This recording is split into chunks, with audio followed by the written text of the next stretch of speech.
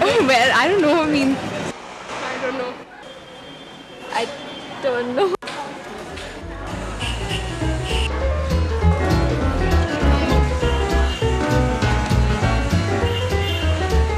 sexuality is, I don't know what.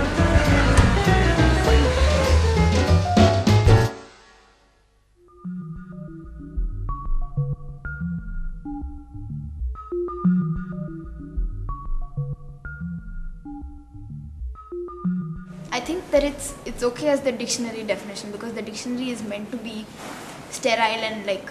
I think it's very clinical, and I think sexuality has a lot more to it. You know, one's lived experience of it, all the emotions and the experiences that go with a term like sexuality.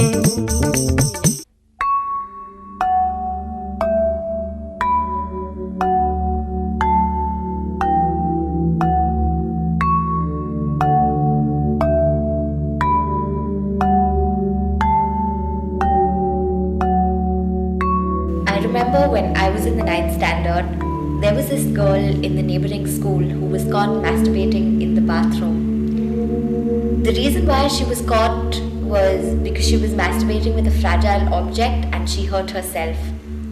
I think the really sad part about the whole episode was that it was turned into a big joke, to such an extent that her parents had to move her to another town, into another school, because it was so embarrassing. And as far as information is concerned, yeah, people said that it was a really stupid thing to do. I don't think she knew enough about her body. And it could have been me. I mean, I probably knew as much as she did at that time. Masturbation is such a normal thing, and women don't talk about it. Imagine having to feel so much shame and guilt for something so normal. It's sad that society could treat it so badly. When I was in my 6th standard, I had my first wet dreams, and at the time I didn't know what they were and how they happened and all that. And for me, it was like something sick was happening with my body. I experienced things in my body which I didn't know much about. So I remember locking myself in a room and being very, very scared. So I remember washing my own pajamas and sheets and stuff myself to hide it and all that. I didn't know what the hell was happening to my body. There was also some shame attached to it, which I don't know, it kept me from talking to my parents about it, to anyone about it. When a child doesn't wear its clothes, then we say shame, shame, dirty, cover yourself. So a lot of shame and dirt gets attached to that part of the body, which was not there in the child's mind. We put it there.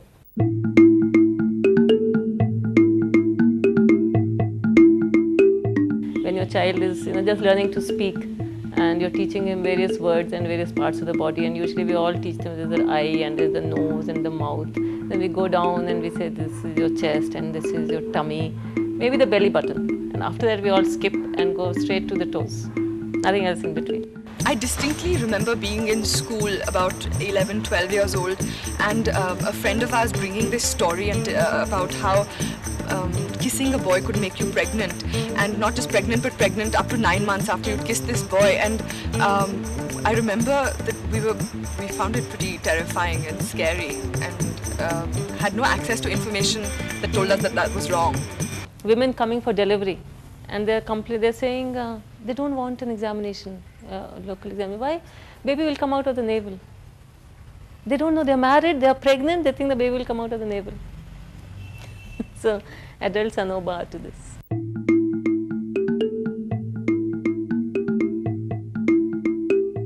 WHO has specifically done various studies which shows that sex education in schools does not increase any sort of sexual experimentation whatsoever.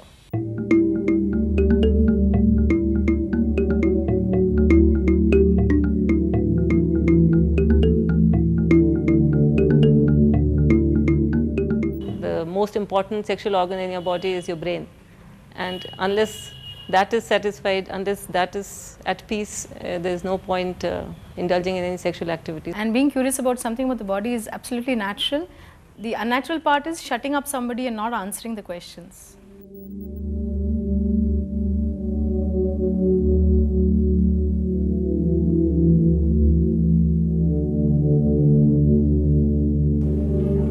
I feel conscious about my body, very self-conscious, because it's not only because of me myself, but it's also because of the people who are around me all the time. It is very hard to accept your body as it is. And all the time you're trying to be what everyone's image of a svelte figure is. The way I see myself is not really the way I am. It's always somebody else's point of view. It's always how somebody else sees me. Sometimes I feel my hands and legs are fine, but my torso isn't. And I'm always trying to fit in. So much so that my body feels fragmented. I wish my nose wasn't like a pakoda and it was a little longer and sharper. I wish my hair was straight and silky. There's one thing that I would like to change is only stretch marks.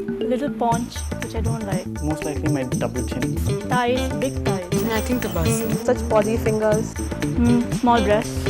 My abdomen. My big hips. Basically, I think if you add everything, I think I wish I looked like a straw or something, so then I could fit into anything and I could go anywhere and I could wear anything. Or, yeah, basically, so then I wouldn't be standing out or whatever.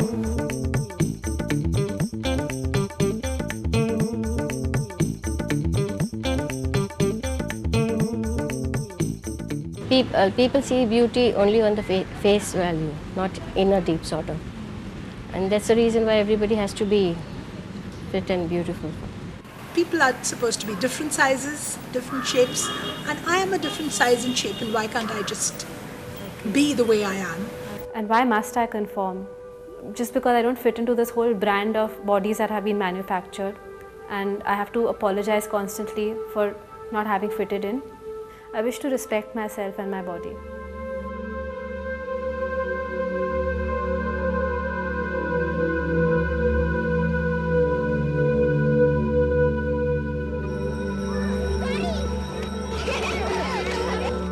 You know, my new maths teacher, he was a big man with big hands. But I was a good girl and never went near him. I felt scared to go near him. His hands were like Baba's. Baba came to my room at night when everyone went to sleep. He came to my room when he thought I was asleep. I didn't like it. Why didn't I tell Mama? Mama never listened. She said I was bad. Was I? I could never speak about it. No one listened to me. I didn't like the night. I never slept because Baba didn't let me. I haven't seen him for a long time now, but I still don't sleep at night. He still doesn't let me.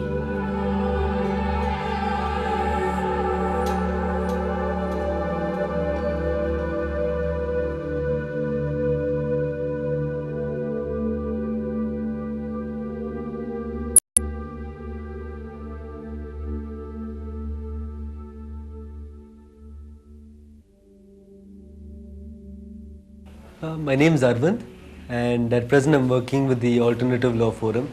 My name is Swamila, and I'm working in Sangama since past 8 to 9 months, and I'm a hetero also. I would identify myself as gay, which broadly means you're erotically, emotionally or physically interested in men as opposed to women. First step, of course, is coming out to yourself and acknowledging to yourself that your desires and your attractions and your erotics might be slightly different from what your friends have in that sense.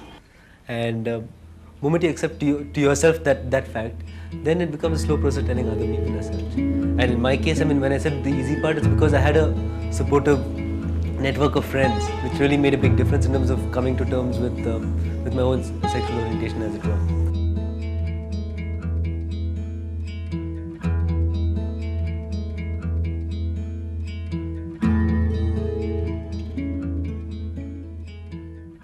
I was, searching for the places for 2-3 months. I had given advertisements in the papers also, and I clearly said that I'm a transgender woman and I need a place to stay. And after that I started telling people that okay, I'm a single woman working and all that. Even then it was difficult. And finally one place I had to go straight away and talk to them, and I said, see, I'm married and my husband is out of station, and then finally I got this house. And Section 377 serves as the basis by which you criminalize certain forms of sex, and which leads on to criminalizing a certain form of sexual expression itself. And in most cases it ends up targeting unfairly men who are interested erotically in other men, as it were. Before it was very difficult and people could easily make me out that I'm a hijra. So this one fella, as soon as I got in a bus and sat there, so he just comes and stands next to me, rubbing his genitals onto my shoulders and all that. So for a while I thought maybe he's not doing it purposely or whatever, but still I felt very uncomfortable and I just shouted back to him. And behind was the police sitting, and I told him, see, this is happening and you have to do something. This is not fair, you have to do something. And in fact came the reply that if you are like this, what can we do? You have to go through this. So I just, it was such a, I couldn't speak another word.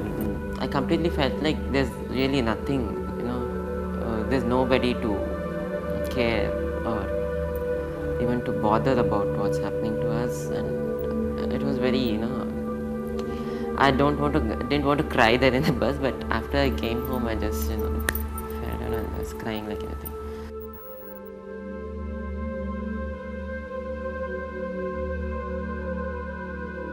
Until you speak, people don't understand about you. There should be someone who will speak, who will tell people that, see, we are not like what you people think. We are human beings, and whatever the ideas you have about it, it's not correct. I just wanted people to know that, and I felt, yeah, why should we expect others to do it for us? We'll do it for ourselves. For me, accepting is a part of a social process, really. I don't think it's so much to do with individual courage. I think it's to do with social courage. The fact that the people around you who empathize and are sympathetic, which makes a big difference in the way you're able to come to terms with yourself and be more open with yourself as well. Before I had a feeling that there's something wrong in me, and yeah, maybe I should change, and what the society says, what people say is okay. And now I feel that yeah, I'm okay, but people who see me and the society, they are not okay. They should be changed.